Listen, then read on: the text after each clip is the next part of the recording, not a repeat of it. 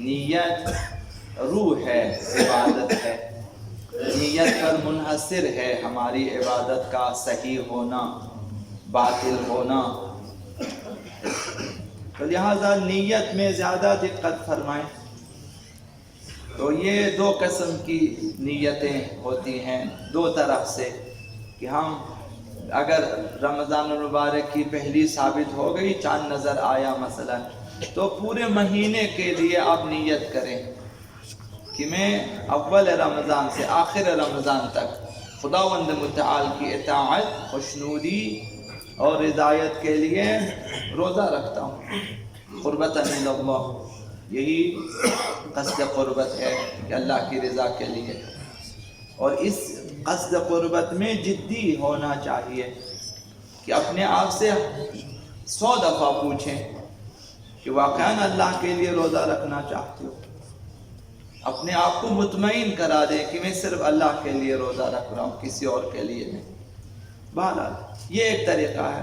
دوسرا طریقہ یہ ہے کہ ہر رات صبح ہونے سے پہلے سحر کے وقت اگلے دن کے روزے کی آپ نیت کریں کہ کل صبح اول فجر سے لے کر مغرب تک میں اللہ کے لیے روزہ رکھوں گا اور تمام محرمات سے پرہیز کروں گا، محرمات روزہ، مبتلات روزہ سے میں پرہیز کروں، یہ نیت۔ دونوں کریں تو اور بھی اچھا ہے۔ پہلے آپ پورے مہینے کے لیے آپ کریں، اس کا فائدہ یہ ہے کہ کسی دن اگر بھول بھی جائے تو پھر آپ کا روزہ ہوتا ہے، اور پورے مہینے کے لیے بھی نیت کریں، اور پھر ہر رات صبح ہونے سے پہلے اگلے دن کے روزے کی بھی نیت کریں، یہ اور بھی اچھا ہے۔ اور اذان فجر سے پہلے، اذان صبح سے پہلے نیت کرنا ضروری ہے، لازمی ہے۔ لہذا 1-2 منٹ پہلے روزے کی نیت کر لیں، سحری بند کر لیں، اور اگر مسواک وغیرہ کرنی ہو کر لیں کہ روزے کی نیت کر لیں۔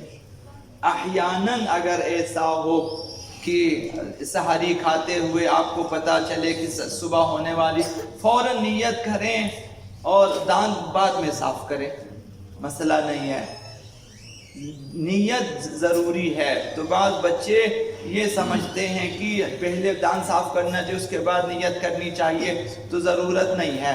سحری بند کر دیں اور روزے کی نیت کریں، پھر جا کے وضو بھی کریں، مسواک بھی کریں، مثلا جو ہے دانتوں میں اگر کوئی غذا وغیرہ پھنسی ہو تو اسے مثلا بعد میں صاف کریں۔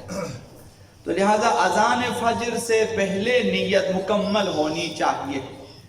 اور چوتھی چیز یہ کہ ماہ مبارک رمضان میں عمدن جان بوجھ کر غیر روزہ رمضان کی نیت کریں تو باطل ہے، رمضان کا روزہ بھی باطل ہوگا، وہ جس روزے کی نیت کی ہے وہ بھی باطل ہو جائے گا۔ تو ماہ مبارک رمضان میں فقط اور فقط روزہ ماہ مبارک رمضان کی نیت کریں گے۔ اور 5ویں چیز ہے کہ صرف اللہ کی اطاعت اور رضایت کے لیے ہونی چاہیے، کوئی اور مقصد نہ ہو۔ بہرحال مجھے تعجب ہے کہ حتیٰ بعض جو ہیں علماء نے مثلا فون پہ بتایا کہ بھائی کوئی روزہ استجاری قضائی ہو تو مجھے دے دیں۔ کہا کیوں آپ روزہ رکھنا چاہتے ہو؟ کہ میرا وزن بڑھ گیا، میں وزن کم کرنا چاہتا ہوں۔ مثلا اس میں اشکال ہو سکتا ہے کہ آپ اپنا وزن گھٹانے کے لیے کسی اور کے روزے رکھتے ہیں، یہ شاید مشکل ہو، مثلا مجھے نہیں معلوم۔ تو کوئی اس لیے روزہ نہ رکھیں کہ میرا وزن کم کرنا ہے، میں نے ڈائٹنگ کرنی ہے لہذا روزہ ٹھیک ہے۔ تو آپ کے روزے میں وہ جو ڈائٹنگ ہے یا وہ مثلا آپ نے وزن گھٹانا ہے، وہ نیت شامل نہ ہو اس میں، تو قصد قربت میں اشکال پیدا ہو جائے۔ صرف اللہ کے لیے اور اللہ کی رضا کے لیے روزہ رکھنا چاہیے۔ اور اس رضایت و اطاعت پروردگار میں زیادہ دقت کریں کہ میں صرف اللہ، کہیں ایسا نہ ہو کہ میں وزن کم کرنے کے لیے، کہیں ایسا نہ ہو کہ میں مثلا ڈائٹنگ کے لیے روزہ رکھ رہا ہوں، یہ قصد قربت کو خراب کر دے گا۔ اور 6ٹھی چیز یہ ہے کہ نیت ایسی ہو کہ فجر سے لے کر مغرب تک کے لیے ہونا چاہیے۔ آپ کی نیت میں یہ ہو کہ یہ روزہ فجر سے مغرب تک میں نے مکمل کرنا ہے، یہ نیت ہونی چاہیے اور یہ ضروری ہے۔ اور ساتویں چیز یہ ہے کہ تمام مبطلات روزہ سے پرہیز کرنے کی نیت ہونی چاہیے. کہیں ایسا نہ ہو غلطی سے، البتہ جو زیادہ ناواقف ہے وہ ایسا کر سکتا ہے، باقی مومنین انشاءاللہ العزیز واقف ہیں. تو وہ ممکن ہے کہ ان کے ذہن میں کوئی بات آ جائے کہ یہ کام کروں گا، وہ کام کروں گا، بعض چیزوں کو میں چھوڑ دوں گا، بعض کو نہیں. تو یہ نیت ہو تو نیت خراب ہو جائے. تمام جو بھی 8 9 10 چیزیں روزے کو باطل کرنے والی ہیں، ان سب سے پرہیز کرنے کا ارادہ ہونا چاہیے کہ میں نے کھانا نہیں ہے، پینا نہیں ہے، فلاں یہ کام نہیں کرنا ہے. یہ ارادے میں ہونا چاہیے. کوئی بھی مبطل روزہ کام انجام نہیں دوں گا، یہ ہونا چاہیے. اور آخری مسئلہ یہ ہے کہ دن کے وقت اگر اپنی نیت سے پھر جائے، ممکن ہے کہ کمزور ارادے والے مومنین بھی ہوں کہ وہ دن کو کیا کرنا، یہ روزہ رکھ کے مثلا یہی ارادہ کیا کہ میں نہیں رکھتا، تو حضرت آیت اللہ مکارم نے فرمایا وہیں پر اس کا روزہ باطل ہو جائے گا، اور باقی قضا یا کفارہ جو ہے وہ بعد میں مثلا اس پر آ سکتا ہے. حضرت آیت اللہ سیستانی نے فرمایا اگر فوراً وہیں پر دوبارہ روزے کو جاری رکھنے کی نیت نہ کی تو پھر اس کا روزہ باطل ہو جائے گا. اور اس صورت میں دوبارہ نیت نہ کرے، دوبارہ نیت کر لیا اس نے تو احتیاط واجب یہ ہے کہ اس روزے کو مکمل بھی کریں اور دوبارہ بھی رکھیں.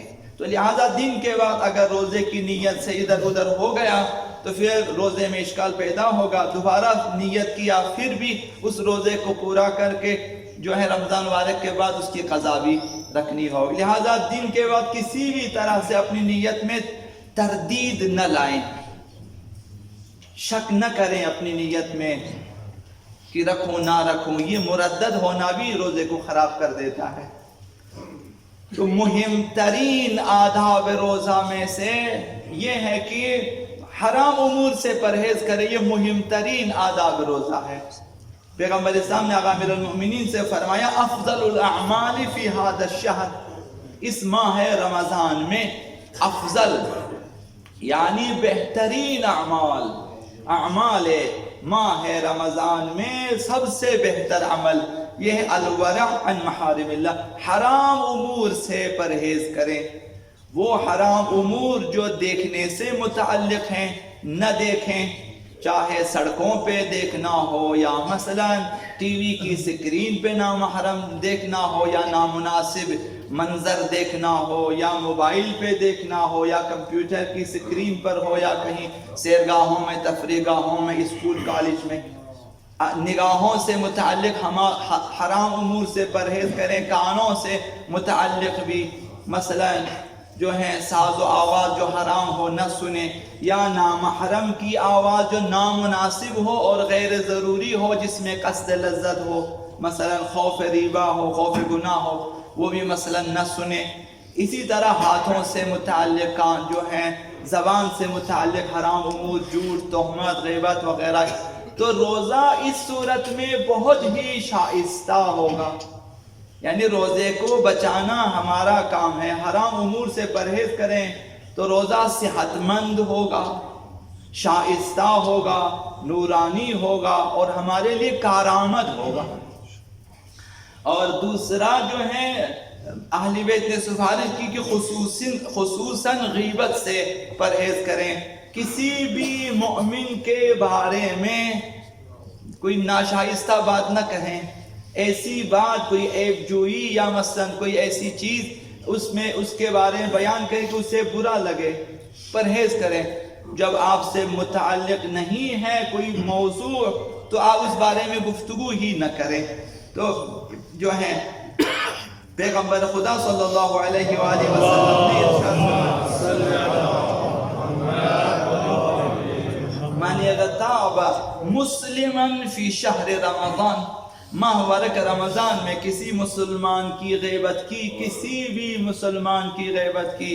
عموماً سیاسی موضوعات پہ زیادہ غیبتیں ہوتی ہیں. سیاسی موضوعات پہ وزراء ہیں تو وکلاء ہیں تو مثلا سیاسی جو ہیں قائدین، ان کے بارے میں ہم لوگ بے تحاشا بولتے ہیں. مثلا نہ بولے. اسی طرح مذہبی رہنماؤں کے بارے میں بھی بیجا تبصرے کرتے، حتیٰ ذاتیات میں بات کرتے ہیں. تو مثلا پرہیز کریں. فرمایا اگر کسی مسلمان کی غیبت کی، لم یوجر علی صیامہ، اس کے روزے کا اجر نہیں ملے گا اسے. خداوند متعال اجر کو روک دیتا ہے کہ یہ روزہ رکھا اس نے لیکن روزے کا کوئی اجر نہیں ملے گا. تو تیسرا اور آخری یہ ہے کہ گالی گلوچ سے پرہیز کریں. بعض لوگ ممکن ہے کہ بچپنے سے عادی ہیں کہ زبان پہ تکیہ کلام ہے کہ ایک گالی جب تک ادا نہ کرے اس کے بعد دوسرا جملہ زبان پہ آتا ہی نہیں ہے. مثلا بعض جو ہیں افراد عادی ہو چکے ہوتے ہیں، تو یہ ان چیزوں سے مثلا پرہیز کریں. حضرت آقا امام صادق علیہ السلام نے ارشاد ان الصوم لیس من الطعام والشراب، روزہ صرف کھانا پینا چھوڑنے کا نام نہیں ہے. وَإِنَّمَا جَعَلَ اللَّهُ ذَلِكَ حِجَابًا، خداوند متعال نے روزے کو حجاب اور رکاوٹ، پردہ قرار دیا ہے. کس کے مقابل؟ عن سواہما، کھانے پینے سے ہٹ کر، من الفواحش من الفعل والقول، بات اور گفتگو، کلام اور کام میں، قول و فعل میں ناشائستہ اور مثلا گالی گلوچ، بے فائدہ، ان چیزوں سے جو ہے ان کے مقابلے میں روزے کو حجاب قرار دیا ہے. ہر برے کام اور ہر برا کلام اس سے رکنا چاہیے. خداوند متعال چاہتا ہے کہ ہم روزہ رکھیں اور ہر برے کام سے پرہیز کریں. من الفواحش من الفعل والقول، چاہے گفتار میں برائی ہو، گالی گلوچ دشنام وغیرہ، یا کردار میں ہو.